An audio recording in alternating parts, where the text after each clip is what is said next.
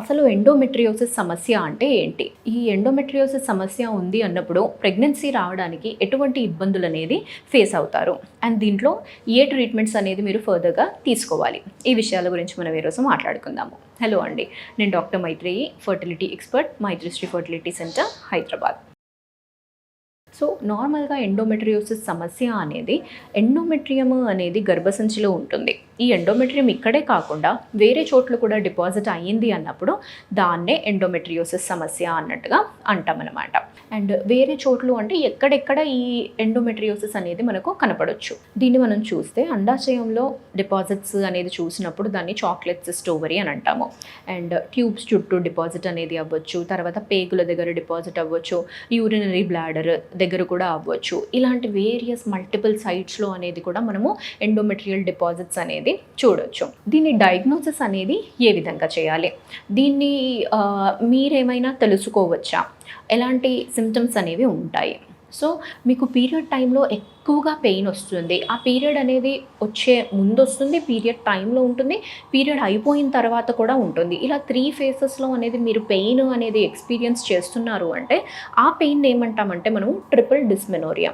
అంటే ట్రిపుల్ అంటే ఇలా మనము 3 ఫేసెస్లో ఉండే పెయిన్. డిస్మెనోరియా అంటే పీరియడ్ టైంలో ఎక్స్పీరియన్స్ చేసే పెయిన్ని డిస్మెనోరియా అంటాము. ఈ సిమ్టమ్ అనేది ఎండోమెట్రియోసిస్ సమస్యకి క్యారెక్టరిస్టిక్ ఫీచర్. సో ఇలాంటి పెయిన్ ఏమన్నా మీకు ఉంది అన్నప్పుడు ఒకసారి డాక్టర్ దగ్గరికి వెళ్ళినప్పుడు స్కాన్ చేస్తే అప్పుడు మీకు గర్భసంచి ఎలా ఉంది, అండాశయాలు ఎలా ఉన్నాయి, అండాశయంలో ఏమైనా సిస్ట్ ఉందా అన్నట్టుగా మనకు తెలుస్తుంది. అండ్ ఇంకొకటి ఏంటి అంటే పేగుల దగ్గర అయినా కానీ బ్లాడర్ దగ్గర అయినా కానీ ఏమన్నా ఎండోమెట్రియల్ డిపాజిట్స్ ఉంటే మాత్రం మనకు అవి స్కాన్లో అనేది కనపడదు. దానికి అనేది మనము డయాగ్నోస్టిక్ లాప్రోస్కోపీ అనే ప్రొసీజర్ అనేది చేసినప్పుడు ఇలా ఎండోమెట్రియోసిస్ సమస్య ఉంది అన్నట్టుగా తెలుస్తుంది అనమాట. తర్వాత వచ్చేసి ఒకవేళ మీకు ఓవరీస్లో అనేది సిస్ట్ అనేది ఉంది అంటే నెక్స్ట్ ప్రెగ్నెన్సీ అనేది ఏ విధంగా ప్లాన్ చేయాలి అంటే ఎండోమెట్రియోటిక్ సిస్ట్లు అనేవి ఉన్నాయి. సో ఇది ఒకటే ఓవరీలో ఉంది, సైజ్ అనేది చిన్నగానే ఉంది అంటే నార్మల్గా మెడికేషన్తోనైనా కానీ ప్రెగ్నెన్సీ అనేది ప్లాన్ చేసుకోవచ్చండి. లేదు సిస్ట్ సైజ్ అనేది పెద్దగా ఉన్నాయి, ఎక్కువగా అనేది కనపడుతున్నాయి అంటే ఫస్ట్ మీరు ఏఎంహెచ్ బ్లడ్ టెస్ట్ అనేది చేసినప్పుడు ఎగ్ రిజర్వ్ అనేది ఎంత ఉంది అనేది చూడాలి. ఒకవేళ ఏఎంహెచ్ అనేది నార్మల్గానే ఉంది అంటే మీరు మెడికేషన్తోనైనా కానీ ప్లాన్ చేయొచ్చు. ఇన్ కేస్ ఏఎంహెచ్ ఏమైనా కానీ తగ్గింది అంటే అప్పుడు నెక్స్ట్ ఫర్దర్ ట్రీట్మెంట్స్కి వెళ్ళాల్సిన అవసరం అనేది ఉంటుందండి. ఒకవేళ ఎండోమెట్రియోసిస్ సమస్య ఉన్నప్పుడు ట్యూబ్స్ ఓపెనే ఉన్నాయంటే ఐయుఐ పద్ధతి ద్వారా ప్రయత్నించవచ్చు.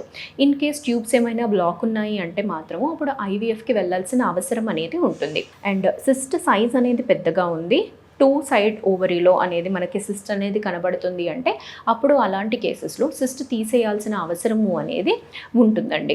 అన్నెసెసరీగా అనేది సిస్ట్ అనేది జనరల్గా తీయము. ఒకవేళ అవసరం ఉంది అంటేనే అలాంటి కేసెస్లోనే సిస్ట్ రిమూవల్ అనేది చేయాల్సిన అవసరం అనేది ఉంటుందండి. ఎందుకు అంటే ఈ సిస్ట్ అనేది తీసినప్పుడు మనకు చుట్టుపక్కల ఫాలికల్స్ కూడా ఎఫెక్ట్ అయ్యే ఛాన్స్ అనేది ఉంటుందన్నమాట.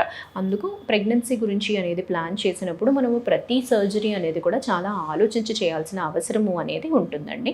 బట్ ఎండోమెట్రియోసిస్ అనేది ఉంది, డయాగ్నోస్ అయ్యింది అంటే టెన్షన్ పడాల్సిన అవసరం ఏమీ లేదు. ఇప్పుడున్న మెడికేషన్స్తోనైనా కానీ ట్రీట్మెంట్స్తోనైనా కానీ ప్రెగ్నెన్సీ అనేది చాలా మటుకు అందరికీ ఆల్మోస్ట్ వచ్చేసే ఛాన్సెస్ అనేది ఉంటుందండి. Thank you.